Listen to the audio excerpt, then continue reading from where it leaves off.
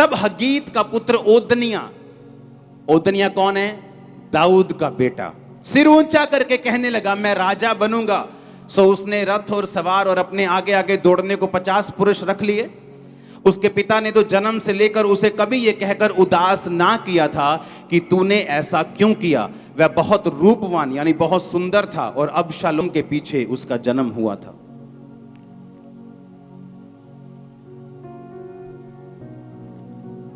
फिर से अपनी स्क्रीन के ऊपर देखेंगे इस वचन को। उसके पिता ने जन्म से लेकर उसे कभी यह कहकर उदास नहीं किया था तूने ऐसा क्यों किया।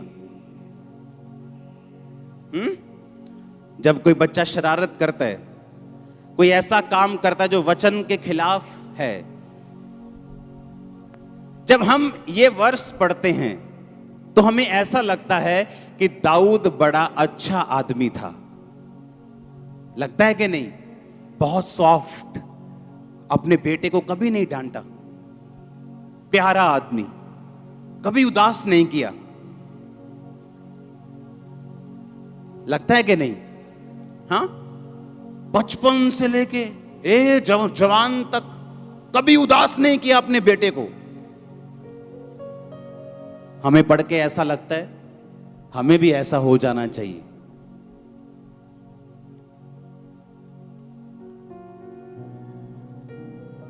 लेकिन वचन क्या कहता है, आज हम वो पढ़ेंगे। नीति वचन 22 उसकी 6 आयत में लिखा हुआ, लड़के को उसी मार्ग की शिक्षा दे जिसमें उसको चलना चाहिए, वो बुढ़ापे में भी उससे ना हटेगा। सब बोलो आमीन। यशाया 54 उसकी 13 आयत में लिखा, तेरे सब लड़के यहोवा के सिखलाए हुए होंगे और उनको बड़ी शांति मिलेगी। परमेश्वर के वचन में लिखा, अपने लड़के की ताड़ना छड़ी से कर। तो तू छड़ी से जब उसकी ताड़ना करेगा तो उसको मृत्यु से बचाएगा। पर दाऊद ने अपने लड़के की ताड़ना छड़ी से नहीं की और उसने अपने लड़कों को कभी नहीं सुधारा और कभी भी बाइबल से उनको यह शिक्षा नहीं दी बचपन से लेके कि तुम्हें यहोवा के सामने कैसे चलना है। दाऊद अपनी जिंदगी के हर हिस्से में महाकामयाब व्यक्ति था, लेकिन अपने परिवार में वो एक फेल व्यक्ति था। वो दाऊद जिसके साथ परमेश्वर हमेशा रहता था, वो दाऊद जो एक भी लड़ाई नहीं हारा, वो दाऊद जो पवित्र आत्मा से भरा हुआ था। लेकिन परमेश्वर ये कहता है कि तुम चाहे जितने मर्जी बड़े विश्वासी क्यों ना हो, तुम्हें वचन के ऊपर चलना सीखना होगा।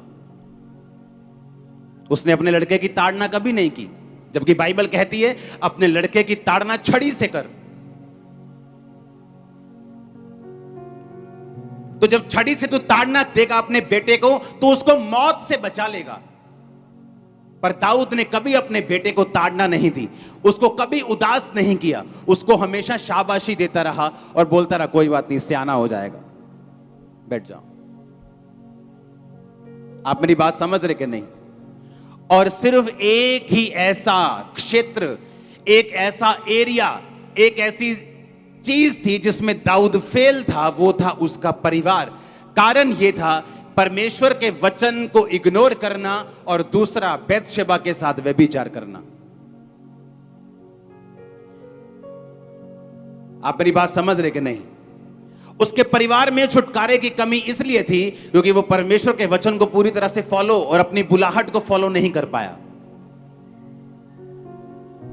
आप अपने बच्चों को समझाना नहीं चाहते, आप बोलते हो नहीं नहीं ये तो अभी जवान है, जवानी में गलतियां करते हैं। अरे जवानी में गलतियां नहीं करते, क्या बुढ़ापे में क्या जवानी क्या बुढ़ापा, गलती गलती है। आप उसको समझाते नहीं, आप कभी छड़ी नहीं उठाते और आप अपने बच्चों को नरक के लिए तैयार कर देते हैं। और जब वो बड़ा हुआ कहता मैं राजा बनूंगा, अपने बाप से सलाह तक नहीं की, कहता मैं राजा बनूंगा। और बाइबल कहती सब लोगों को लेके गया प्रभु, एक बड़ा भोज दिया और अनाउंस कर दिया कि मैं इजराइल का राजा हूं। और बाइबल कहती जब सुलेमान राजा बनाया गया, ये ओतनिया मारा गया। काश इसका बाप इसे मारता छड़ी से तो ये मौत से ना मरता। हालेलुया। और बहुत कम लोगों में ये फादर का हार्ट होता है जो लोगों को सही रीति के साथ सिखाना चाहते हैं, नहीं तो कोई ये सिरदर्दी लेना नहीं चाहता। हालेलुया।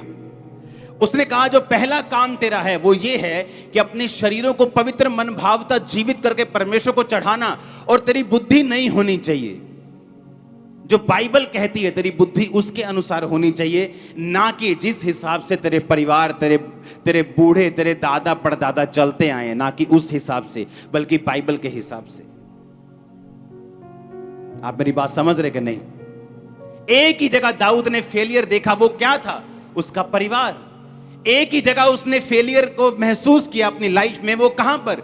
उसके परिवार के ऊपर। क्योंकि दाऊद ने हर एक वर्ड को फॉलो किया, बस ये वचन उसने फॉलो नहीं किया कि अपने लड़के की ताड़ना छड़ी से कर। अपने लड़के को तभी सिखा जब वो बच्चा है, जब वो बड़ा हो जाएगा वो हटेगा नहीं।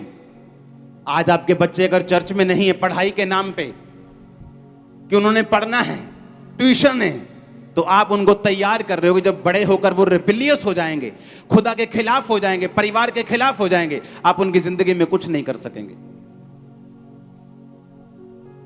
आज अगर एक 10 साल का बच्चा पाप को समझता है, पहले 20 साल का बड़ा पाप को समझता था, टाइम जैसे जैसे दिन बुरे होते जा रहे हैं, अंधेरे होते जा रहे हैं, फिर 16 साल का 15 साल का बंदा पाप को समझने लगा।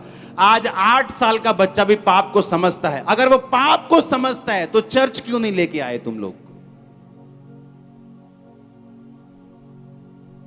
अगर वो समझता है पाप क्या है तो ये भी समझेगा वचन क्या है। अगर वो पाप को समझता है तो परमेश्वर को भी समझेगा। तो वो घर पे क्या कर रहा है? वो आज बीमार है, वो बात समझ आती है कि थोड़ा ठीक नहीं है, घर पे है।